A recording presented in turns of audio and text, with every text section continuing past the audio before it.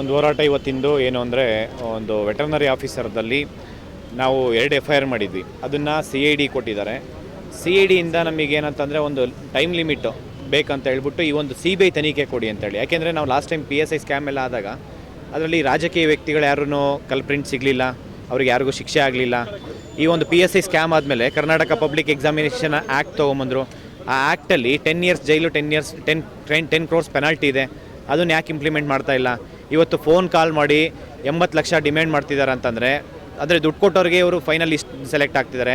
ಮತ್ತು ಡಿಗ್ರಿಯಲ್ಲಿ 4-5 ಸತಿ ಫೇಲ್ ಆಗಿರೋರಿಗೆ ಇವತ್ತು ವೆಟರ್ನರಿ ಆಫೀಸರಲ್ಲಿ ಟಾಪ್ 10 ಎಲ್ಲ GM ಕ್ಯಾಂಡಿಡೇಟು ಸೋಲ್ಡ್ ಔಟ್. ಅಂದರೆ 60, 70, 80 ಲಕ್ಷ. ಕ್ಯಾಟಗರಿ ಇರೋರಿಗೆ 30-40 ಲಕ್ಷ. ಈ ಥರ ಸ್ಕ್ಯಾಮ್ ಆಗ್ತಾಯಿದೆ KPSCಲಿ ವೆಟರ್ನರಿ ಆಫೀಸರಲ್ಲಿ. ಅದಾದಮೇಲೆ KS ನೋಟಿಫಿಕೇಷನಲ್ಲಿ ನಿನ್ನೆ ಕೂಡ ನಾವು FIR ಮಾಡಿ ಅಂತ ಹೇಳ್ಬಿಟ್ಟು ನಾವು ಇಲ್ಲೇ ಫ್ರೀಡಮ್ ಪಾರ್ಕಲ್ಲಿ ಹೋರಾಟ ಮಾಡ್ತೀವಿ. ಯಾಕೆ FIR ಮಾಡಿ ಅಂತ ಹೇಳಿರಿ, ಪ್ರಿಲಿಮಿನರಿ ಎನ್ಕ್ವೈರಿ ನಾವು FIR ಮಾಡಿ ಅಂತ ಹೇಳ್ಬಿಟ್ಟು ಜುಲೈ 3ನೇ ತಾರೀಕು ವಿಧಾನಸೌಧ ಪೊಲೀಸ್ ಸ್ಟೇಷನ್ ಕೊಟ್ಟಿದ್ವಿ. ಅದು ಪ್ರಿಲಿಮಿನರಿ ಎನ್ಕ್ವೈರಿಯಲ್ಲಿ ಏನು ನಾವು KPSC ಚೇರ್ಮನ್ ಮೇಲೆ FIR ಮಾಡಿದ್ದೆ, ಅವ್ರ ಮಕ್ಕಳ ಮೇಲೆ FIR ಮಾಡಿದ್ದೆ. ಅದ್ರ ನಂತರ ಆ KPSC ಗವರ್ನರು KPSC ಚೇರ್ಮನ್ನ ಸಸ್ಪೆಂಡ್ ಮಾಡಿದ್ರು. ಅದರಲ್ಲಿ ಇನ್ನೂ 2 ಜನ ಮೆಂಬರ್ಸ್ ಮೇಲೆ ನಾವು FIR ಪ್ರಿಲಿಮಿನರಿ ಎನ್ಕ್ವೈರಿ ಅಂದರೆ ಭೋಜನ್ ನಾಯಕ್ ಮತ್ತು ಶಾಂತ ಹೊಸ್ಮನಿ ಅಂತೇಳಿ ಈ ಒಂದು KPSC ಮೆಂಬರಲ್ಲಿ ಇಂಟರ್ವ್ಯೂ ಪ್ಯಾನಲಲ್ಲಿ ಮಮಿತಾ ಅನ್ನೋ ಕ್ಯಾಂಡಿಡೇಟು ಸೇಮ್ ಪ್ಯಾನಲ್ಲು ಶಾಂತ ಹೊಸ್ಮನಿಯವರು ಫೋನ್ ಕಾಲಲ್ಲಿ ಮಾತಾಡಿರೋಂಥದ್ದನ್ನು ನಾವು ಪ್ರಿಲಿಮಿನರಿ ಎನ್ಕ್ವೈರಿ ಕೊಟ್ಟಿದ್ದೆ. ಅದು ಕನ್ಫರ್ಮೇಷನ್ ಆಗಿದೆ. CDRಲ್ಲಿ ಕಾಲ್ ಡೀಟೇಲ್ ರೆಕಾರ್ಡಲ್ಲಿ ಕನ್ಫರ್ಮೇಷನ್ ಆಗಿದೆ. ಅದನ್ನು ಈ ಕೂಡಲೇ FIR ಮಾಡಿ ಅಂತ ಹೇಳ್ಬಿಟ್ಟು ಆಗ್ರಹ ಮಾಡ್ತಿದ್ವಿ. FIR ಮಾಡಿ ಅವರಿಗೆ ಜೈಲು ಶಿಕ್ಷೆ ಆಗಬೇಕು. ಅವ್ರಿಗೆ ಅಷ್ಟು ಜನಕ್ಕೆ ಶಿಕ್ಷೆ ಆಗಬೇಕು. ಬರೀ ಮೆಂಬರ್ಸ್ ಅಲ್ಲ, ಅದರಲ್ಲಿ ಯಾರ್ಯಾರು ಭಾಗಿಯಾಗಿದ್ದಾರೆ ಅಷ್ಟು ಜನಕ್ಕೆ ಶಿಕ್ಷೆ ಆಗಬೇಕು. ಇದನ್ನು CBI ತನಿಖೆ ಆಗಬೇಕು. ಬರೀ KS ವೆಟರ್ನರಿ ಆಫೀಸರ್ ಅಲ್ಲ, ಪ್ರತಿಯೊಂದು ಎಕ್ಸಾಮ್ಸಲ್ಲೂ ದುಡ್ಡಿರೋಂಥವ್ರಿಗೆ WRD AEಯಲ್ಲಿ ಸ್ಕ್ಯಾಮ್ ಆಗಿದೆ, ಮತ್ತು BBMP AEಯಲ್ಲಿ ಸ್ಕ್ಯಾಮ್ ಆಗಿದೆ, ADLR ಸ್ಕ್ಯಾಮ್ ಆಗಿದೆ, ಪ್ರತಿಯೊಂದು ಎಕ್ಸಾಮ್ಸಲ್ಲೂ ಸ್ಕ್ಯಾಮ್ ಆಗಿದೆ. ಇದನ್ನು CBI ತನಿಖೆ ಆಗಬೇಕು. ಯಾರು AE ಇದ್ದಾರೆ ಅಂಥವ್ರ ಮಕ್ಕಳೇ ಇವತ್ತು AE ಆಗ್ತಾಯಿದ್ದಾರೆ. ಯಾರಿವತ್ತು ಕಮಿಷನರ್ ಇದು IAS ಆಫೀಸರ್ ಇದ್ದಾರೆ, IPS ಆಫೀಸರ್ ಇದ್ದಾರೆ, ತಹಸೀಲ್ದಾರ್ ಇದ್ದಾರೆ, DOSP ಇದ್ದಾರೆ, ಅಂಥವ್ರ ಮಕ್ಕಳು ಇವತ್ತು AC ಆಗ್ತಿದ್ದಾರೆ, ತಹಸೀಲ್ದಾರ್ ಆಗ್ತಿದ್ದಾರೆ, DOSP ಆಗ್ತಿದ್ದಾರೆ. ಅಂದರೆ ಬಡವ್ರ ಮಕ್ಕಳು ಯಾರೂ ಸೆಲೆಕ್ಟ್ ಆಗ್ತಾ ಇಲ್ಲ. ಆ ಒಂದು ಪರಿಸ್ಥಿತಿಯಲ್ಲಿ ಇವತ್ತು KPSCಯಿಂದ ಆಗಂಥ ಎಕ್ಸಾಮ್ ಆಗ್ತಿದೆ. ಅದನ್ನು CBI ತನಿಖೆ ಮಾಡಿ. CBI ತನಿಖೆ ನಾವು ಕೋರ್ಟಲ್ಲಿ ಕೇಸ್ ಹಾಕಿದ್ದೀರಿ, ರಿಟ್ ಪಿಟಿಷನ್ನು. ಇದೇ ಶುಕ್ರವಾರ 7ನೇ ತಾರೀಕು ಕೋರ್ಟಲ್ಲಿ ಕೇಸ್ ಇದೆ. ಆಯಿತು, ಗೌರ್ಮೆಂಟಿಂದ ಅಡ್ವೈಸ್ ಮಾಡಿ CBI ತನಿಖೆ ಕೊಡಲಿ, ಲೆಟ್ ದೆಮ್ ಇನ್ವೆಸ್ಟಿಗೇಟ್ ಅಂತ. ಯಾರ್ಯಾರು ಕಲ್ಪ್ರಿಂಟ್ ಇದ್ದಾರೆ ಅವರಿಗೆ ಅಷ್ಟು ಜನಕ್ಕೆ ಶಿಕ್ಷೆ ಆಗಲಿ. ಸರ್ಕಾರ ಯಾಕೆ ಇಷ್ಟು ಡಿಲೇ ಮಾಡ್ತಾಯಿದೆ? ಜಾತಿಗೊಂದು ಮೆಂಬರ್ಸ್ ತೊಗೊಂಬಂದು KPSCಯಲ್ಲಿ 16 ಜನ ಮೆಂಬರ್ಸ್ ಇದ್ದಾರೆ. ಅವ್ರಿಗೆ ಬೇಕಾದವರು 16 ಜನ, ಆಲ್ಮೋಸ್ಟ್ 14ರಿಂದ 15 ಜನ ಕರಪ್ಟ್ ಮೆಂಬರ್ ಇದ್ದಾರೆ. ಅವ್ರಿಗೆ ಏನು ಶಿಕ್ಷೆ ಕೊಡ್ತಿದ್ದೀರಾ? ಅವ್ರನ್ನ ಅಷ್ಟು ಜನನ ರಾಜೀನಾಮೆ ಕೊಡೋಕೆ ಒತ್ತಾಯ ಮಾಡ್ತಿದ್ದೀವಿ ನಾವು ಇವತ್ತು. ಅಷ್ಟು ಜನ ರಾಜೀನಾಮೆ ಕೊಡಲಿ. ಯಾರು ಜೆನ್ಯೂನಲ್ಲಿ ಒಳ್ಳೆಯರು ಯಾರಿದ್ದಾರೆ, IAS IPS ಆಫೀಸರ್ ರಿಟೈರ್ಡು ಅಂಥವ್ರು KPSC ಮೆಂಬರ್ ಮಾಡಿ. ಯಾರು ರಿಟೈರ್ಡ್ ಜಡ್ಜಸ್ ಇದ್ದಾರೆ ಅಂಥವ್ರನ್ನ KPSC ಮೆಂಬರ್ಸ್ ಆಗಿ ಮಾಡಿ.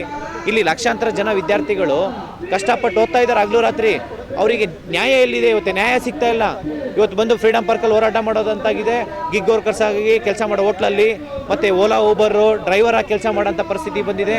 ಝೊಮೊಟೊ ಸ್ವಿಗ್ಗಿಯಲ್ಲಿ ಡ್ರೈವರಾಗಿ ಕೆಲಸ ಮಾಡೋಂಥ ಪರಿಸ್ಥಿತಿ ಬಂದಿದೆ. ಇವತ್ತು ಹೋಗ್ಬಿಟ್ಟು ಕಾಂಕ್ರೀಟ್ ಕೆಲಸ ಮಾಡೋಂಥ ಪರಿಸ್ಥಿತಿಗೆ ತೊಗೊಂಬಂದಿದ್ದಾರೆ. ಇವತ್ತು ಗಾರೆ ಕೆಲಸ ಮಾಡೋಂಥ ಪರಿಸ್ಥಿತಿಗೆ ತೊಗೊಂಬಂದಿದ್ದಾರೆ ಇವತ್ತು ಸರ್ಕಾರ. KPSC ನಂಬ್ಕೊಂಡ್ರೆ ಯಾವ ಎಕ್ಸಾಮ್ಸಲ್ಲೂ ಪ್ರಾಮಾಣಿಕ ಅಭ್ಯರ್ಥಿಗಳಿಗೆ ಸಿಗ್ತಾನೆ ಇಲ್ಲ.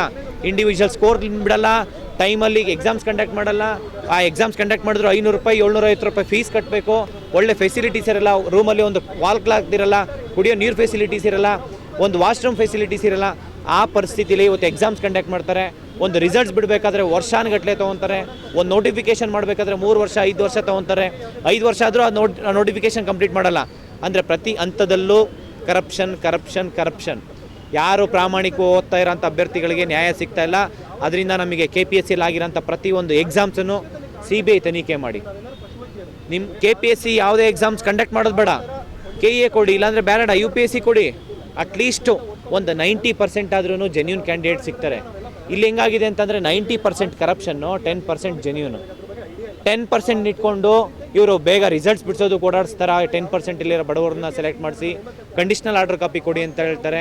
ಕಂಡೀಷ್ನಲ್ ಆರ್ಡರ್ ಕಾಪಿ ಯಾಕೆ ಕೊಡ್ತೀರಾ? ಯಾಕೆಂದರೆ ಒಂದು ಸತಿ ಅಪಾಯಿಂಟ್ ಆಗಿಬಿಟ್ರೆ ಇವರು ಗೌರ್ಮೆಂಟ್ ಸ್ಯಾಲ್ರಿ ಒಂದು ಸತಿ ಅವ್ರ ಅಕೌಂಟಿಗೆ ಹೋಯ್ತು ಅಂತಂದರೆ ಯಾವುದೇ ಕಾರಣಕ್ಕೂ ಅವ್ರನ್ನ ಕೆಲಸದಿಂದ ಕಿತ್ತಾಗಕ್ಕಾಗಲ್ಲ. ಹಂಗಾಗಿ ಇವ್ರನ್ನ ಕಂಡೀಷ್ನಲ್ ಆರ್ಡರ್ ಕಾಪಿ ಕೊಡೋದು. ಈ ಒಂದು 10% ಯಾರು ಜೆನ್ಯೂನಾಗಿ ಸೆಲೆಕ್ಟ್ ಆಗಿರ್ತಾರೆ ಅವ್ರನ್ನ ಮುಂದೆ ಇಟ್ಕೊಂಡು ನೋಟಿಫಿಕೇಷನ್ ಕಂಪ್ಲೀಟ್ ಮಾಡಿಸೋಂಥ ಕೆಲಸ KPSC ಮೆಂಬರ್ಸ್ ಮಾಡ್ತಿದ್ದಾರೆ. ಅಲ್ಲಿರೋಂಥ ಅಧ್ಯಕ್ಷರು ಮಾಡ್ತಿದ್ದಾರೆ, ಅಧಿಕಾರಿಗಳು ಮಾಡ್ತಿದ್ದಾರೆ, ರಾಜಕೀಯ ವ್ಯಕ್ತಿಗಳು ಮಾಡ್ತಿದ್ದಾರೆ, ಮಿನಿಸ್ಟರ್ ಹತ್ರ ಹೋಗ್ತಿದ್ದಾರೆ ಇವತ್ತು ಕಂಡೀಷನಲ್ ಆರ್ಡರ್ ಕಾಪಿ ಕೊಡಿ ಅಂತ ಹೇಳ್ಬಿಟ್ಟು. ಕಂಡೀಷನಲ್ ಆರ್ಡರ್ ಕಾಪಿ ಕೊಡ್ಸೋದಕ್ಕೂ ಇವತ್ತು ಮಿನಿಸ್ಟರ್ಗೆ 50 ಲಕ್ಷ 60 ಲಕ್ಷ ದುಡ್ಡು ಕೊಡ್ತಾ ಇದ್ದಾರಂತೆ. ಈ ರೀತಿ ನಮಗೆ ಆರೋಪ ಬರ್ತಾ ಇದೆ. ಅಂದರೆ ಸರ್ಕಾರ ಯಾವ ಮಟ್ಟಕ್ಕೆ ಇಳಿದಿದೆ, ವಿದ್ಯಾರ್ಥಿಗಳು ಯಾರ ಹತ್ರ ಎಷ್ಟು ದುಡ್ಡು ಸಿಕ್ಕಿದ್ರೂ ದುಡ್ಡು ಇಸ್ಕೊಂಡು ಕೆಲಸ ಕೊಡೋಂಥ ಪರಿಸ್ಥಿತಿಗೆ ಬಂದಿದ್ದಾರೆ. ಇದನ್ನು ಸರ್ಕಾರ ಇಲ್ಲಿ ನಿಲ್ಲಿಸಿ KPSC ಆಗ್ತಿರೋಂಥ ಅಕ್ರಮಗಳನ್ನು CBI ತನಿಖೆ ಕೊಡೋ ತನಕ ಯಾವುದೇ ಕಾರಣಕ್ಕೂ ಹೋರಾಟ ಬಿಡಲ್ಲ ಸರ್. ನನ್ನ ಹೆಸರು ಕಾಂತಕುಮಾರ್ ಅಂತೇಳಿ, ಅಖಿಲ ಕರ್ನಾಟಕ ರಾಜ್ಯ ವಿದ್ಯಾರ್ಥಿ ಸಂಘಟನೆಯ ರಾಜ್ಯಾಧ್ಯಕ್ಷ.